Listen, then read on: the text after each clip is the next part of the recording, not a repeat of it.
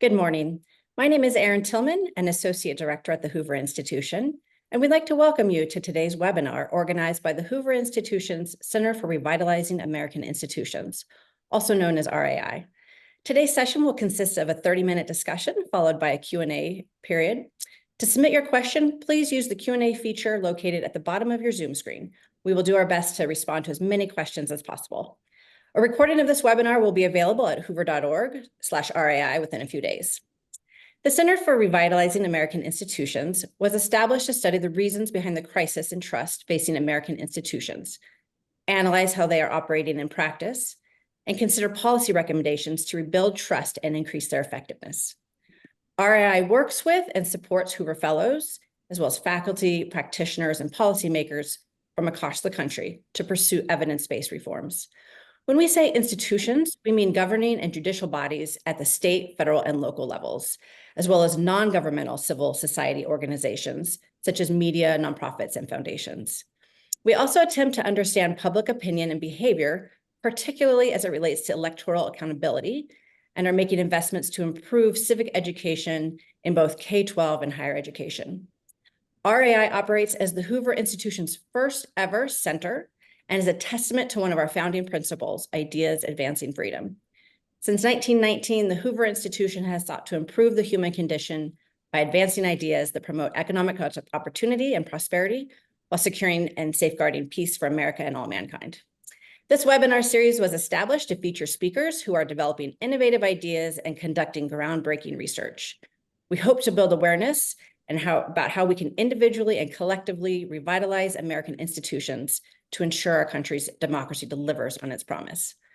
And now, it gives me great pleasure to introduce today's speakers, the 66th Secretary of State and Director of the Hoover Institution, Secretary Condoleezza Rice, and the 20th White House National Security Advisor and a principal of Rice, Hadley, Gates, and Manuel, Stephen Hadley. Dr. Rice? Thank you very much, Erin, and thank you and welcome to all of you who are attending this webinar. We really do seek to shed some light on what is a very important and critical set of issues for the United States of America, and that's how to make our very valuable institutions work better. I want to thank Brandis Keynes-Roan and her team at the Center for Revitalizing American Institutions for really putting the center on great footing. And we're delighted, my friend and colleague Steve Hadley and I, to be a part of this webinar. Now, just a word about the two of us. We found ourselves in 2000 in a very unusual situation. This webinar is about presidential transitions. You know that we will have a change in power to the president.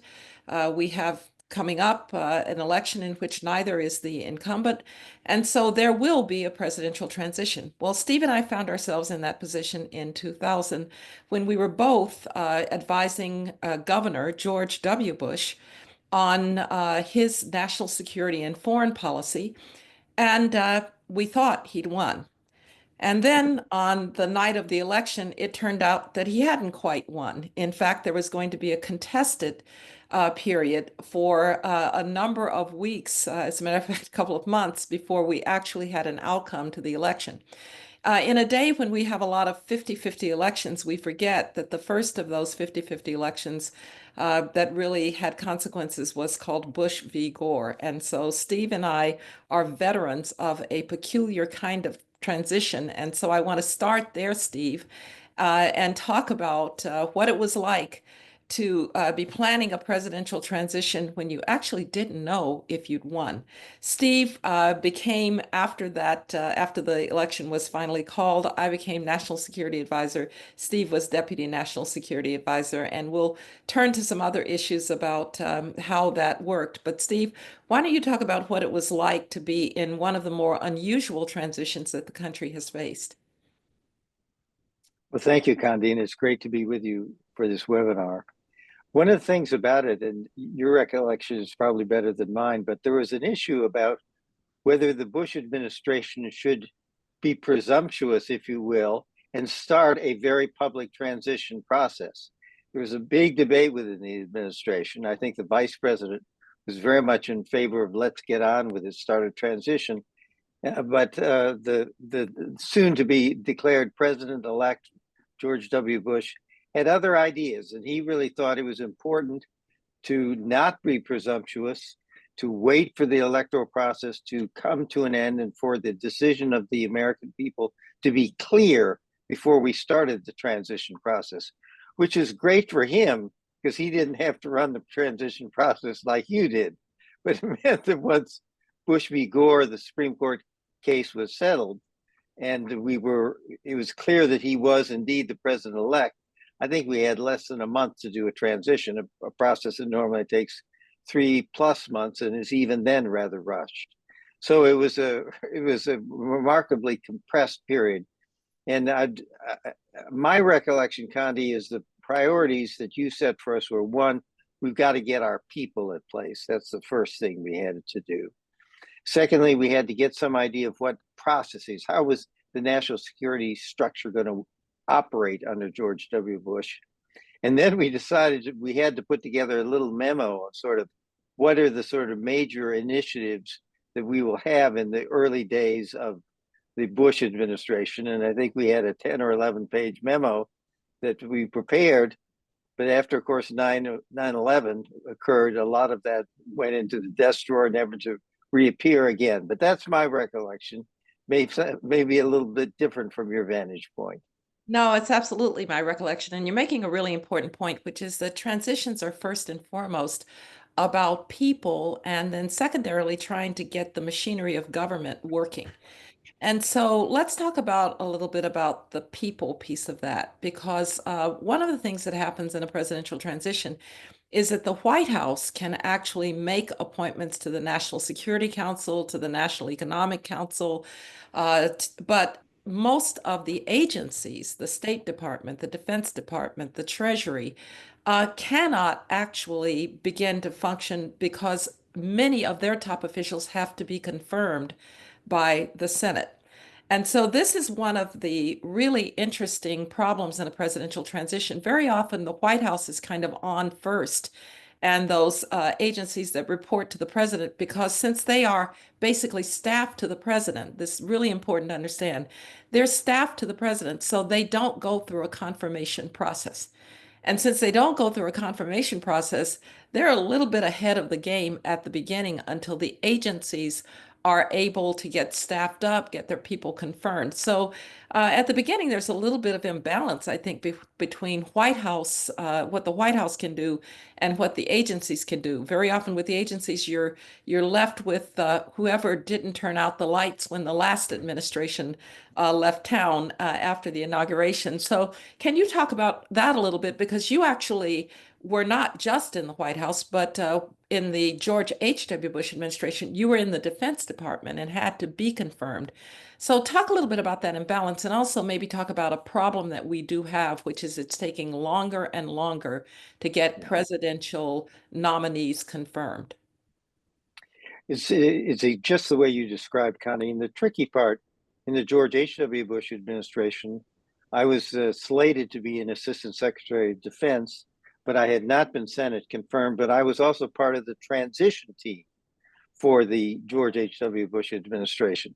So the tricky part was they needed the White House already, since they were staff, wanted a direction on the future of our strategic nuclear weapons. And oh, by the way, how should we structure our conventional forces?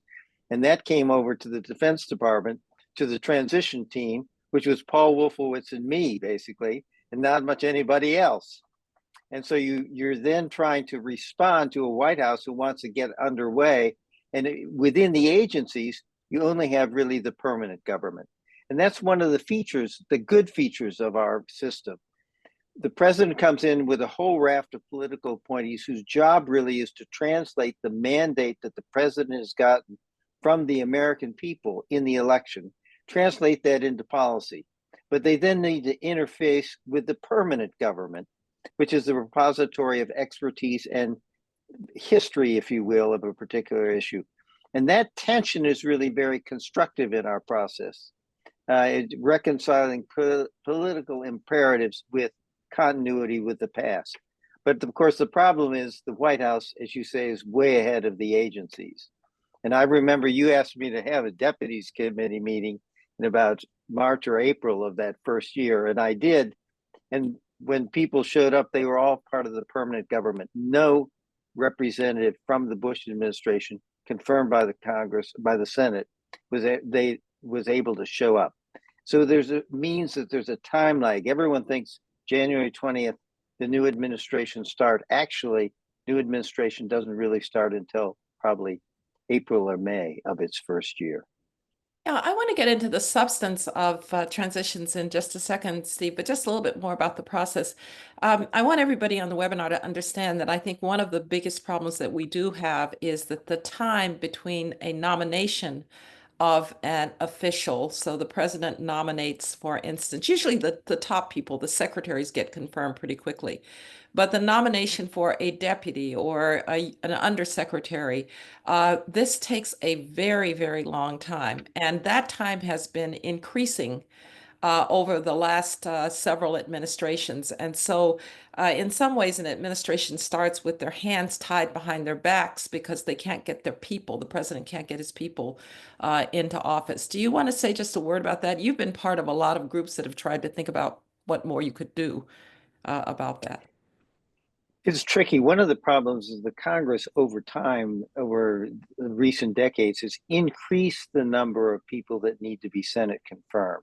So in some sense, the problem has gotten worse. And in the last few years, there's been an effort with some success to cut back the number of people that have to be Senate confirmed.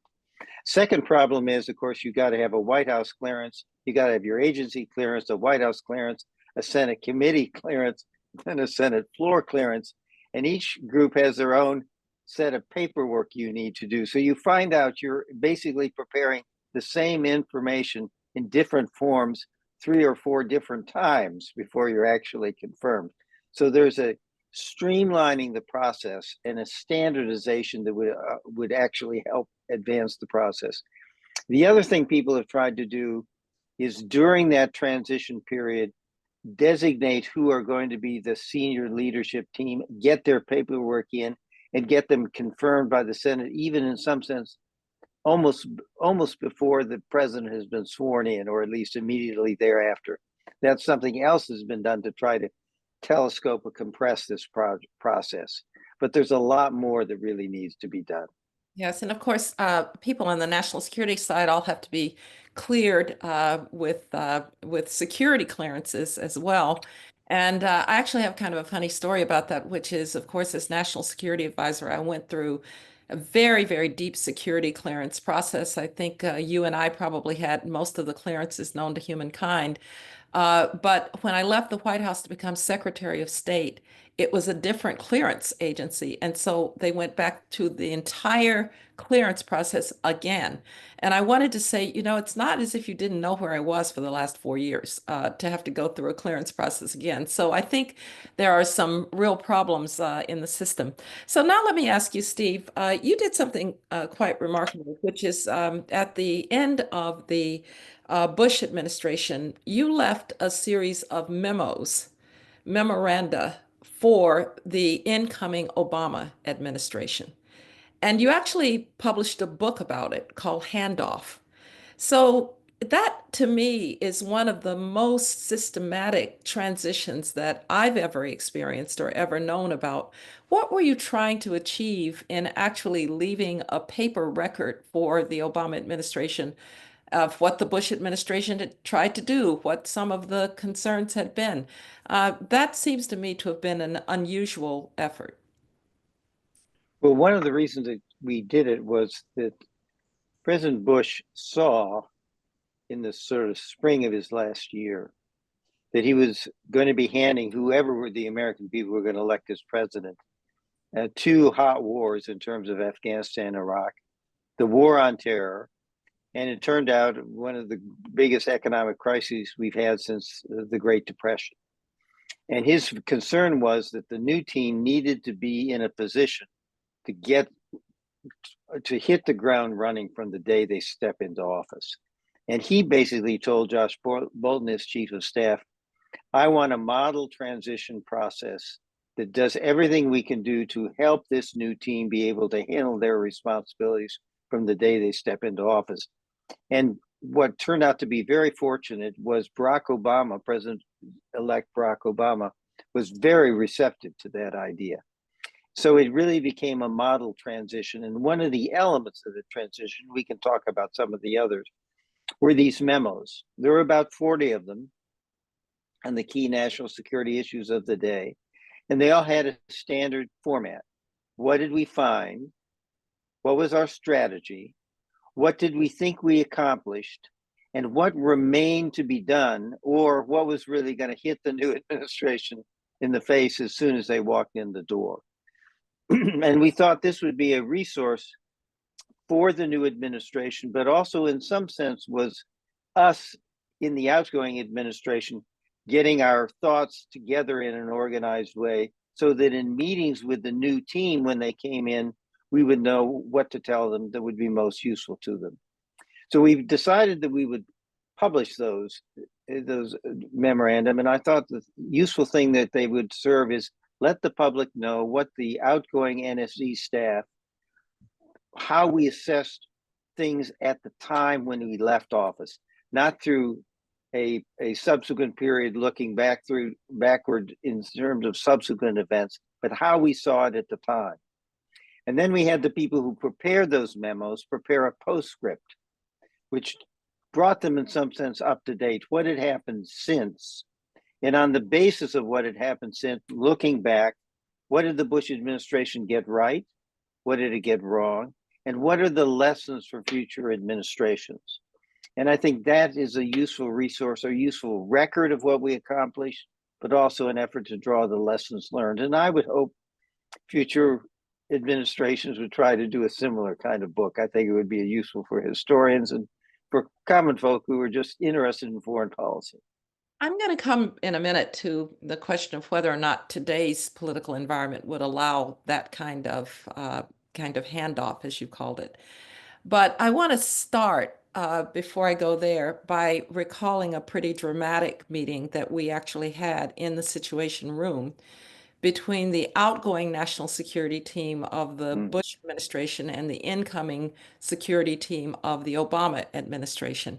I had the opportunity just recently to be with Hillary Clinton, and she was recalling this particular meeting. And so this was a meeting in which the incoming Secretary of State, the incoming National Security Advisor, I believe the incoming Treasury Secretary, as well as the counterparts on the Bush side. Bob Gates was going to stay as Secretary of Defense, so he was sort of there on behalf of both administrations. But we had this meeting because we had received that there were possible threats against the inauguration. And in the post-9/11 environment, you had to take seriously that there might be an attempt to disrupt the inauguration. What I recall most about that meeting, again, she's talked about it publicly, so I feel comfortable saying it, was Hillary's instinct that, we needed to be very careful about the pictures. We didn't want the first pictures of the American president to be ducking under a podium. And I was really very much caught by that and thought that we were planning for more than most transitions had planned for, because as you said, this was the first transition of power since 9/11. How do you remember that session? Very much the same way. It was actually it was scheduled as a briefing session where I think the incoming team and the outgoing team were going to talk about Iran and what we're doing about Iran, maybe Afghanistan as well. But we got this word from the FBI director that there was this new threat information. And we decided that that needed to be presented at the beginning of the meeting. And of course, it ended up hijacking the meeting altogether. But I remember it as you. We had an elaborate discussion led by the FBI and Homeland Security and others about what we were planning to do to sort of get more granularity on the threat and what we would do to response to the potential threat for reasons of preparedness.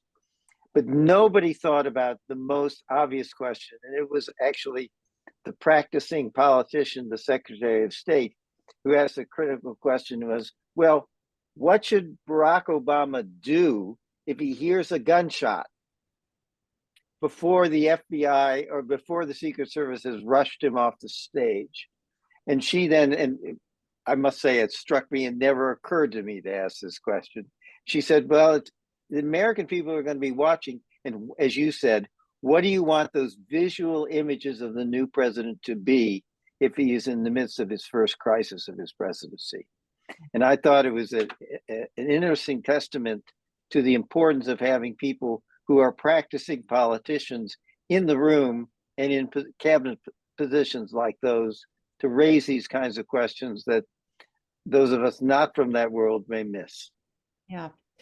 So let me ask a few substantive questions in terms of the issues for a moment, and then there are a number of questions that we will get to in the Q&A about how we think about the current environment and transitions. So if you were writing those memos to the incoming team this time in 2025, as opposed to writing them in 2009, what would the key memos look like this time around? So start with the situation with China. What would you be saying to the new team about China? You know, it's a great question. And one of the things you may remember we did when we came in 2000 to 2001, there were a series of briefings prepared for us. And one of them was on Al-Qaeda that Dick Clark had prepared. And you and I both sat through it and thought it was very useful to bring us up to date on the terrorist threat. So I would think the transition memo would be very much similar to the format we used in 2008, which is what did we find, what was the strategy, what was accomplished, and what left to be done. But I would have supplemented with a briefing and a sit-down session, I would think, with the principals and their principal deputies to have the intelligence community come in and say, what does intelligence tell us about what the Chinese are doing militarily, economically, and diplomatically in the world? And then have the Secretary of Defense, the outgoing Secretary of Defense, come in and explain what were we doing militarily in the theater to deal with this emerging threat, both in terms of operationally and in terms of our planning. And then I'd have the outgoing Secretary of State brief on what was our diplomatic effort to rally friends and allies to deal with the problem of China. And finally, what is the state of our communications with China? Because one of the things we've tried to do is to reestablish those patterns of communication, particularly between our militaries, so we can deconflict and bring down a crisis if there's some incident in the South China Sea or in the Taiwan Straits. I think this is one where really having the two teams, the incoming team and the outgoing team, sitting together for a couple hours in the room and walking through where are we with China from an intelligence, defense, diplomatic, and economic perspective, I think would be really useful to them. And it's the kind of thing that you can't really capture in a memo. It's better, I think, to brief and then have a conversation back and forth between the incoming and outgoing team. And I would do that on the key issues. I do that on the Middle East. I do it on Russia, Ukraine, and Russia, and particularly in China. Yeah, and Steve, I would just add one thing, which is a few months after we were in office in April of 2001, we faced a big crisis with China when one of their pilots hot dogging in international airspace hit our reconnaissance plane, forced it to the ground, kept our crew for a week, and we couldn't establish communications with them for 3 days. And I think letting an administration know a little bit about some of the surprises that you might get in a situation in which we still to this day don't have really the kind of communication and deconfliction with China that we had with the Soviet Union or with Russia. You know, you might even talk a little bit through the mechanics of trying to get to the Chinese government. I think the Clinton administration experienced something similar when we accidentally bombed the Chinese embassy in Kosovo. So there are just some of those. I'm going to pass on to you some of the bad surprises that might be out there that might be a part of the transition memo or discussion this time.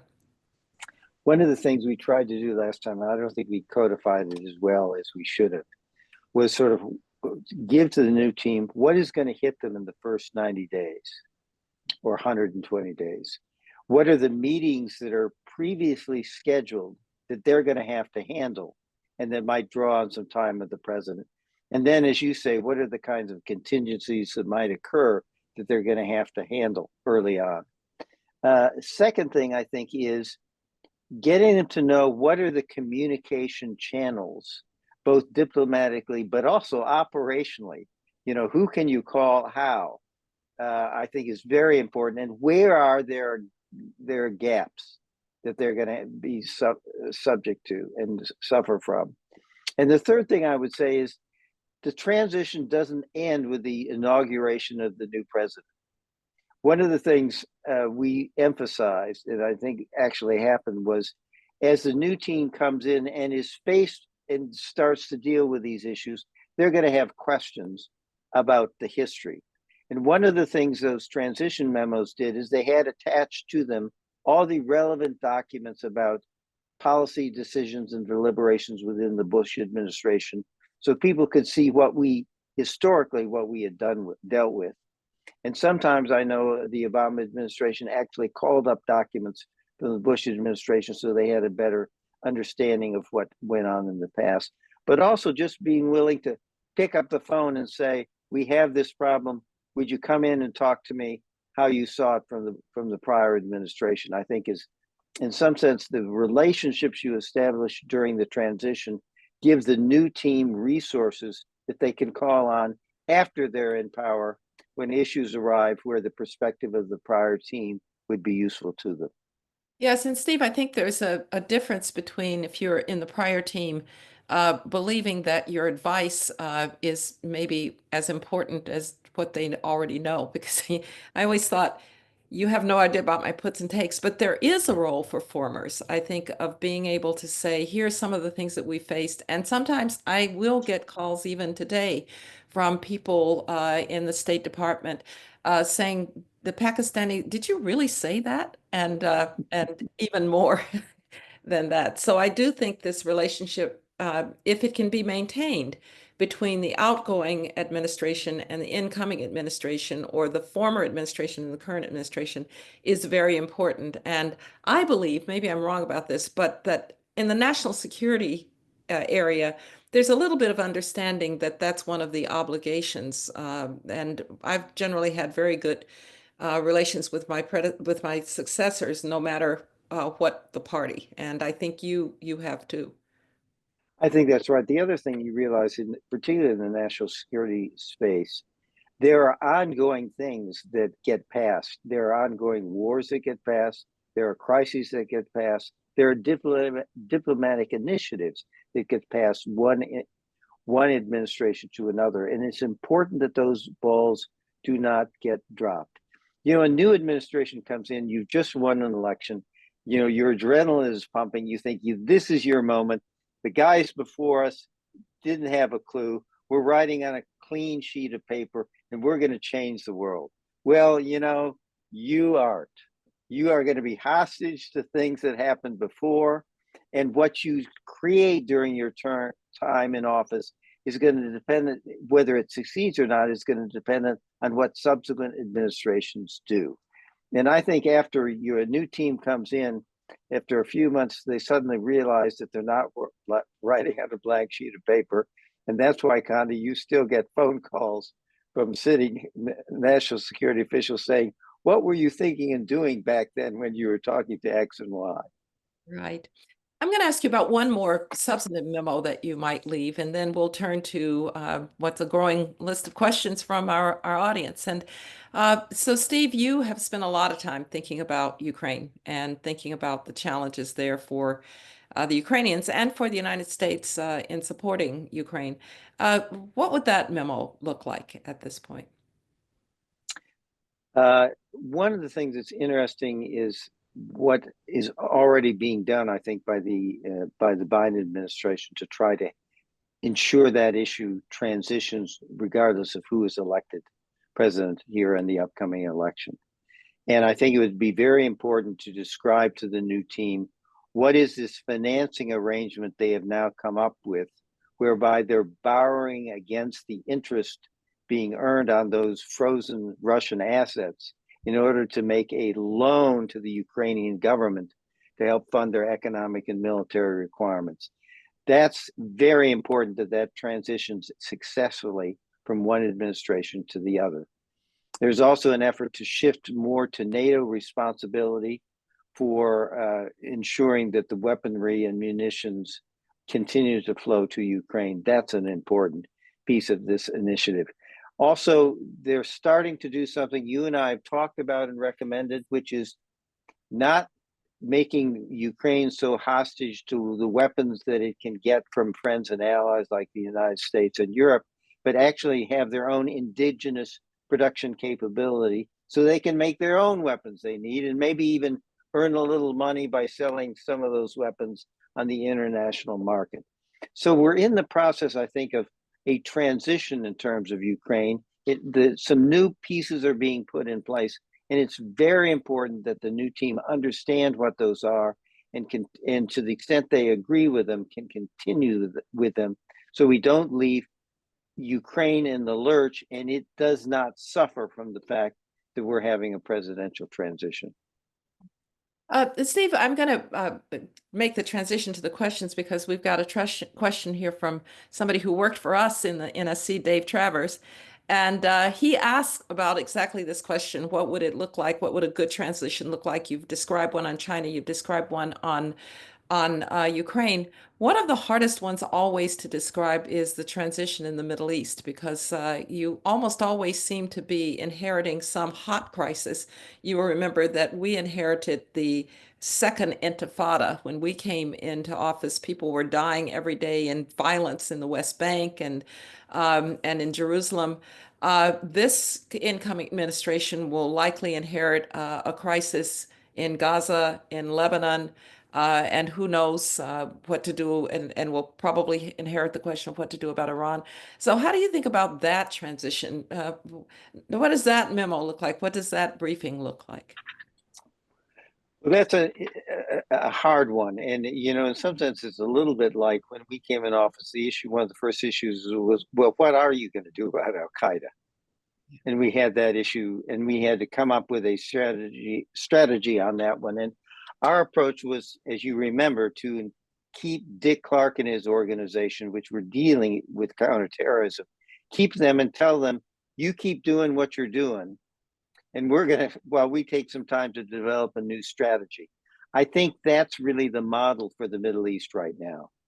Keep doing what we're doing, but there is a need to rethink our strategy. We have been pushing for ceasefires in the Middle East. The Israeli people and their government has a little different view about that and feels this is an opportunity to deal a real blow to Hamas and Hezbollah and Iran and should not be passed up. So we have to really think about a new approach to those conflicts. But I also think we need a new approach with respect to Iran. And I think we've for a long time focused too much on the nuclear issue and not enough about what Iran is doing to disrupt the region and what we're doing about that. So I think this is a case where I would say to the new team, you ought to sort of continue what's going on, but then get your people together and come up with a new strategy for how to deal with the emerging challenges in the Middle East, which are enormous, have been with us for a whole time. And in some sense, we've been working on these things ever since the state of Israel was founded at the end of World War II, and we still haven't solved them. Yeah. It's also the case, as you're alluding to, that you come in and you're both trying to, usually in the Middle East at least, deal with what is a hot crisis, as well as trying to think about the broader ideas of how you'd like to plan for the future. And I think that's one of the hardest things when you come into office, is to deal with the urgent. And sometimes you start putting the important off while you deal with the urgent. So do you have any advice for the incoming administration on how to think about that?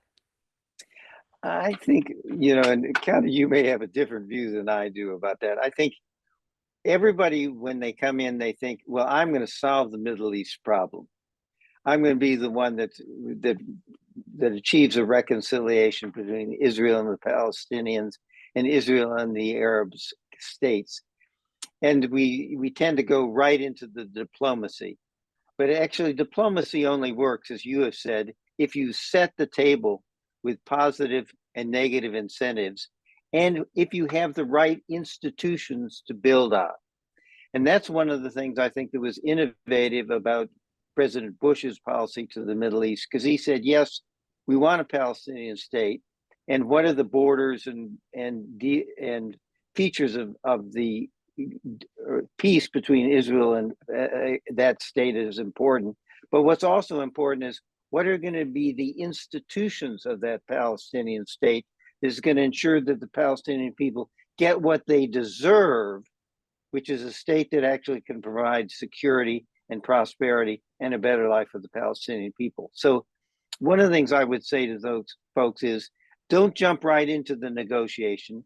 Think about setting the table, getting the incentives right, both positive and negative, and think about the institutions that are required if any peace is going to be enduring. And you've got to have a policy that addresses all three of those things. And some of them are going to take some time, particularly the institution building piece. We've been waiting for a reformed Palestinian Authority for about 25 years. We need to have one. Yeah. I want to stay for 1 second on this prioritizations and substance, because one of the questions is about prioritization. And one of the other hard things about prioritization is you tend to pay attention to the places that are troubled, and sometimes not enough attention to other allies, other parts of the world. And there are a couple that we tried to pay attention to, but it always is hard. So what do you do about Africa, a continent that has extremely important growing demographics, some conflict, but some places that are fewer presidents for life, growing middle class. Latin America, a place that is President Bush has called it our neighborhood. But it can be very easy not to get around to Latin America and Africa because these other places are hotter conflicts. How do you think about this? Because we now some people call it the global South. I don't particularly like that term myself, but we have an important relationship with India. It could be easy to just sort of leave all of that on the side while you deal with the hot. So any advice to the incoming administration about that kind of prioritization? It's really hard. It's really hard. And George W. Bush wanted to have a new, different kind of relationship with Mexico and with Latin America generally. And 9/11 happened. As you remember, his first state dinner was with Vicente Fox, president of Mexico, just days before 9/11. 9/11 happens, and suddenly the priorities have changed, and he's now a wartime president, and he's got to protect the country against further attacks from Al Qaeda. So it's very hard. The other problem is, I remember we had an exercise that George Tenet led to try to come up with intelligence priorities. Where are we going to put our intelligence resources? And the whole thing about prioritization of resources works until something unexpected happens that captures the attention of the American people and the media. And suddenly something that was way down your priority list becomes a number one priority because the American people are demanding action. The media is demanding action, and the Congress is demanding action. So priorities sort of last until your first crisis. And I think what you said is right. the tension between dealing with the immediate and dealing with the long term. And one of the things you did as Secretary of State that impressed me was you at the beginning of every week would write down a list of the 3 or 4 things that you needed to accomplish that week, notwithstanding all the things that were going to distract your attention. And I think that discipline focus is what you have to do, is to insist that there's a part of your time that's focused on your agenda and is not going to become sucked into the crisis of the moment. Steve, one of the questions that's come up here, you've already talked about China, but I want to go back to it because the question's been asked in a kind of specific way about one of those handoffs that might be actually quite crucial, which is the handoff on Taiwan. And the spirit of it is this will be a very important issue. You don't want anybody, particularly China, to take advantage of what might be a transition period in a place like Taiwan. Of course, you've also got a little bit of a period where the current president is going to be a lame duck until the inauguration. And so when you think about something like Taiwan that could be of the criticality that it is, but you're trying to signal about it, how do you think about advice to the new team about Taiwan? Well, Connie, you ought to jump in on that one because you're probably more of an expert than I. Before you do, let me just point out one thing. One of the messages I know, and I've talked to Nick Burns about this, I know the message that Nick Burns, the ambassador to China, our ambassador to China. Our ambassador to China. One of the messages is being sent to China, but is also being sent to both friends and allies generally, is don't think America is going to be distracted in this period run up to the election and between the election and the inauguration. And don't try to take advantage of it thinking America is distracted, because we have a sitting president who is not a candidate for office and who I think will view his charge during this transition period is to make sure to reassure our friends and make sure our adversaries do not try to take advantage of us, because he and his team will be watching, which is very important. And secondly, I think there's a message in some sense to the domestic audience as well. This is going to be a challenging time between the election and inauguration. There'll be electoral challenges, however this comes out, fairly disruptive time. And I think President Biden views part of his legacy, I hope he does, is to make sure the America gets through this transition period with its institutions intact. And I think that will be a terrific contribution that he will make to his legacy about getting us through what will be a tumultuous period. Steve, I keep promising to move away from substance, but I keep getting questions about substance. So I'm going to ask you another one. And it's actually something I know you've been giving a lot of thought to. When Henry Kissinger became secretary, he and President Nixon recognized that there was an opportunity to exploit what became known as the Sino-Soviet split.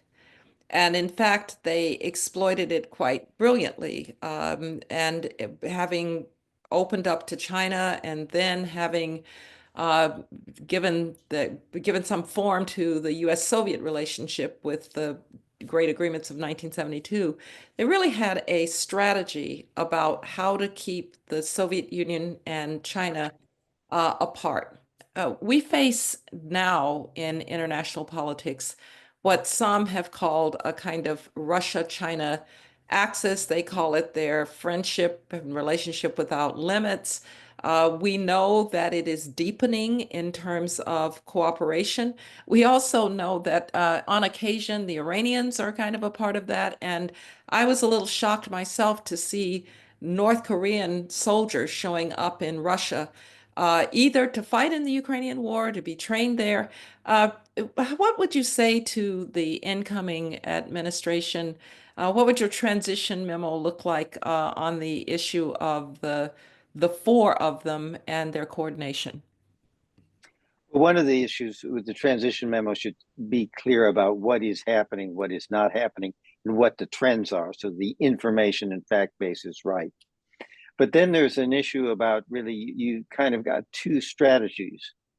And one of them is something, Condi, that you said in an interview you did with the Atlantic Council and Fred Kemp, which was rather than try to pull apart, we ought to scrunch them together. Because you make the point that China and Russia, and it's certainly in the case if you add North Korea and Iran, have really both historic and contemporary reasons to be wary of each other. They have a long border that has a lot of empty space in Russia and a lot of excess people in China, which is a source of tension.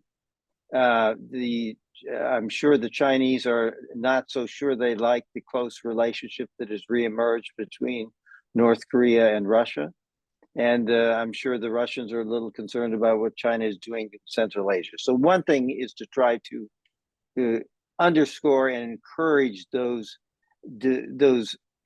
and make the point that these countries have differing interests, in some sense, highlight that. But the second thing I would say is you're not going to wean China, you're not going to wean Russia from this new axis. They are too dependent on the other countries economically, militarily, and diplomatically as they pursue their war on Ukraine. But China is a different matter. And I think one of the things we can do is if we pursue the right policies in Ukraine to set back Russia, in the Middle East to set back Iran, and in Asia in order to deter China over Taiwan. If we show steadfastness and success there, China may decide that it's thrown in this axis with a bunch of losers rather than a bunch of winners.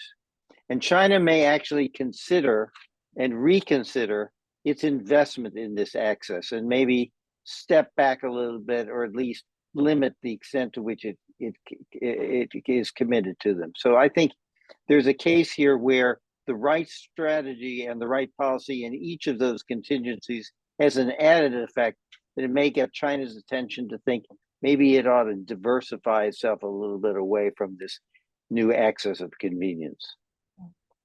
And Steve, one of the things that the new president is going to face, we've been talking about all these conflict areas, and there are a couple of questions about process and prioritization, but I want to turn to one that is going to be very important, which is that the defense industrial base, the state of American armed forces, I really do think that we sometimes think that diplomacy operates in a vacuum, but of course, diplomacy operates against the backdrop of American economic power and American military power.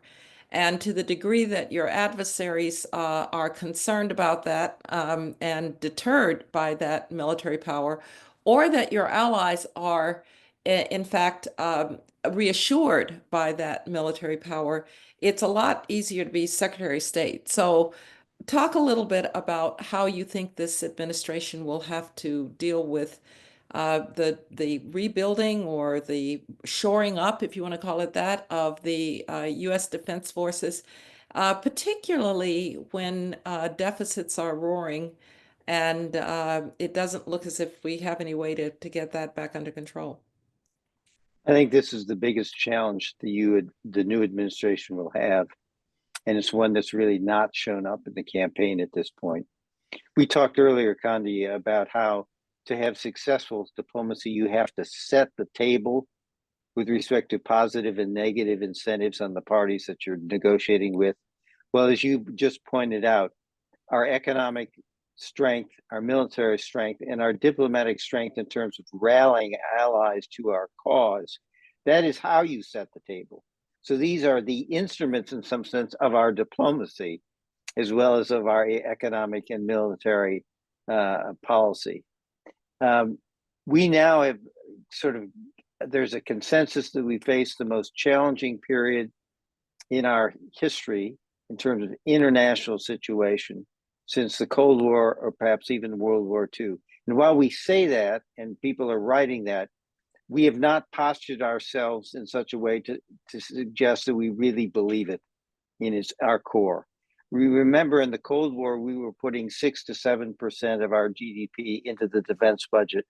We're now at roughly 3%, and it's actually declining in real terms. We were the arsenal of democracy in World War II, and we post-Cold War let it all attrit. The truth is, we do not have the industrial capacity to meet the defense needs of our friends and allies like Ukraine and Israel, and our own defense needs at the current time. We're treating it as a problem of business as usual. We need to treat it as a problem of crisis, and we need to start talking about what we're going to do so that the resources we put in defense do not have an adverse effect on our physical situation, which is deteriorating fairly rapidly. So this is, how do you rebuild the industrial debate and the industrial base, put the resources into that, but in a way that does not compound the physical crisis, I think is the principal challenge this new administration is going to face. Steve, I want to close with a question that's been here in the chat and I think is on everybody's mind. We started by describing a transition where there was actually a contested election. It was a little bit of a high wire act for people trying to do the transition. But the truth of the matter is that everybody's a little worried about the transition this time around, likely another 50-50 election. And a lot of concerns about how peaceful that transfer is going to look and what are going to be the messages. And you mentioned the sense that abroad people are asking, is America really able for its institutions to function in the way that would allow the kind of really not just peaceful, but systematic and efficient transition that you started out by describing and that you've chronicled in Handoff, the book about the transitions. Any thinking about where we are and whether today's political environment will allow the kind of transition that we experienced in 2000 or that we were a part of in 2008, 2009? Are we gonna make it this time? I think we're going to make it this time. I mean, look, the best case is if whoever is the incoming president and the outgoing president sit down in the Oval Office in front of the American people and say, the American people deserve a good transition between these administrations, and we here pledge to each other and to the American people, we are going to make this a first-class transition. That's the best case. And let's hope that's what the whoever wins the presidential election and President Biden decide to do. The second best is, I think, transitions even in disruptive circumstances, and 2000 was certainly a disruptive circumstance. The outgoing president at that time had really no interest, particularly in facilitating the transition to a new president whose election they denied had occurred. But notwithstanding that at the top, there were transitions that were fairly effective, I think, between agencies, between the professional staffs in the Defense Department, the State Department, and elsewhere. And even at the NSC staff, which is part of the White House operation, very close to the president. You officiated at a passing the baton ceremony at the U.S. Institute of Peace, did an interview with Robert O'Brien and Jake Sullivan. And Jake Sullivan publicly thanked Robert O'Brien for a transition support that helped him and his staff hit the ground running in 2020. So Robert O'Brien, the National Security Advisor to President Trump, who is, yes, as the outgoing National Security Advisor to Jake Sullivan, the incoming National Security Advisor.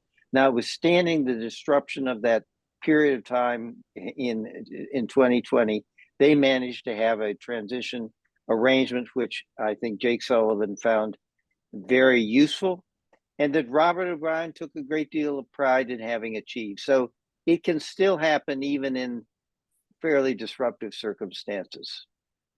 Yes, I think American institutions are pretty remarkable, and we count on them.